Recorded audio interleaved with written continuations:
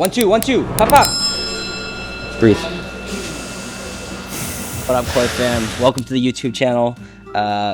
Going through what's in my bag, what you kind of need to train, whether you're a beginner or advanced, and why I have it in my bag. So starting right away, I have a rope flow. And the reason I have a rope flow is, if you've been following me for a while, you know I have really damaged ankles.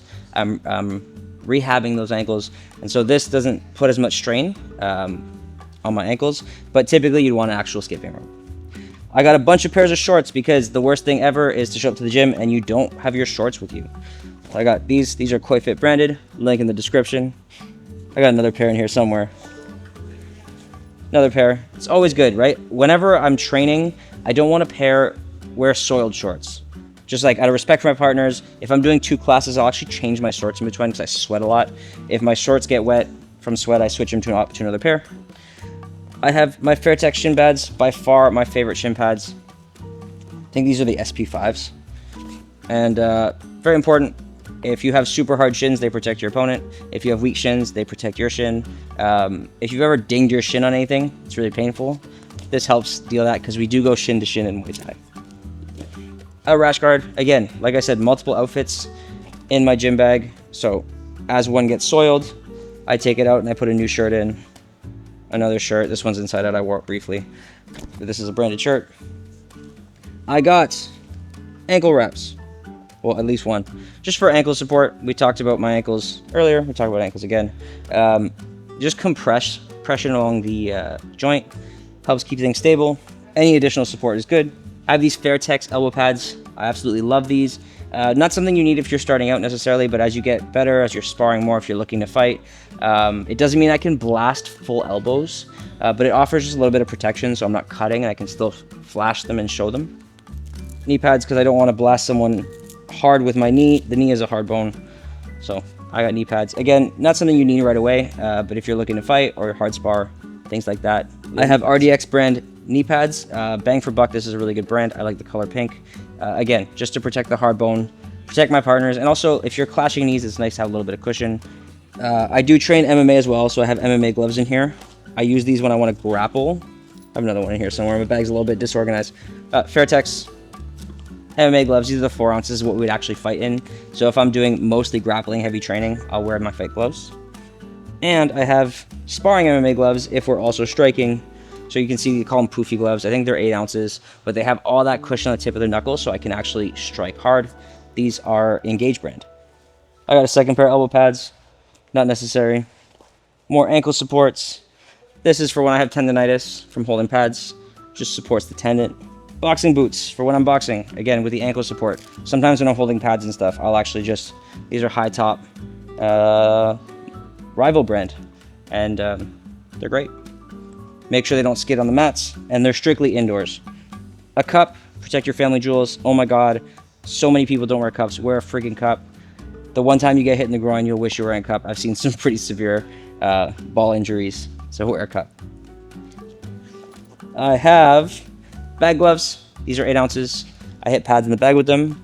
And I have these ginormous 18 ounce Fairtex lace-up gloves that I like to use when I'm sparring. They are quite big, but it gives me support. It makes sure I don't hurt anyone else, and it keeps my hands safe. Another pair of elbow pads. Mouth guard. This is a custom mouth guard from Smart Guard's a Canadian company. I've had this mouth guard forever. I've been using their mouth guards for like 10 plus years.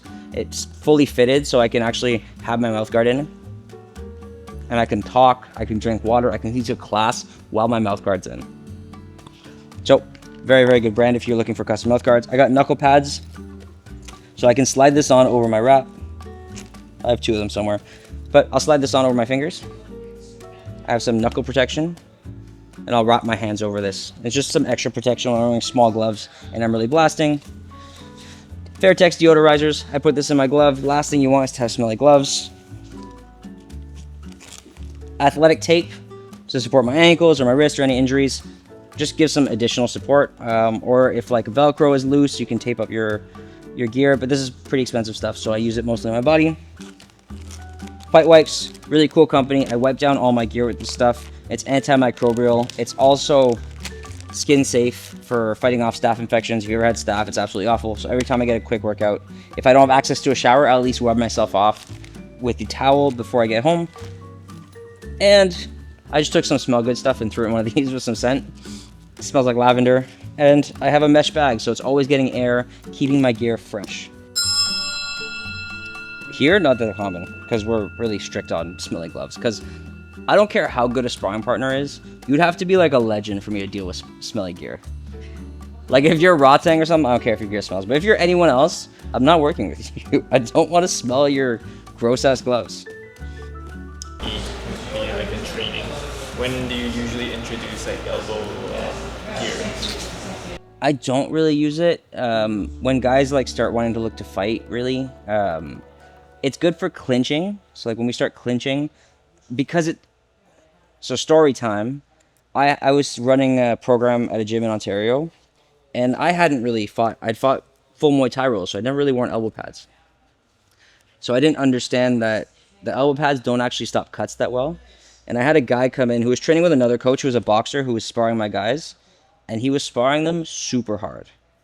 And I kind of mat enforcer, so I was like, all right, let's spar. And he's doing this head movement stuff, and I was like, you can't do that. And he did it again, so I went to show him.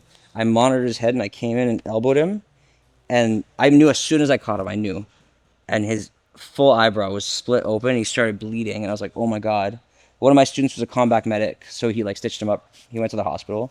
And I ran into him months later. He stopped going to the gym. And I was like, hey, man. He came and gave me a hug. He's like, coach, like, thanks for humbling me. And he had no eyebrow anymore. And I was like, oh, what happened? They shaved it? He's like, no, it's just gone. I was like, ooh, that's a painful lesson for being a little bit of a dickhead. But he was a really nice guy. He ended up being a really nice guy. He was just a little misguided. Dude, these are awesome. I'm going to add, should I learn switch stance? Thank you for watching the video. I appreciate you all, and subscribe for more. I got lots of exciting content coming.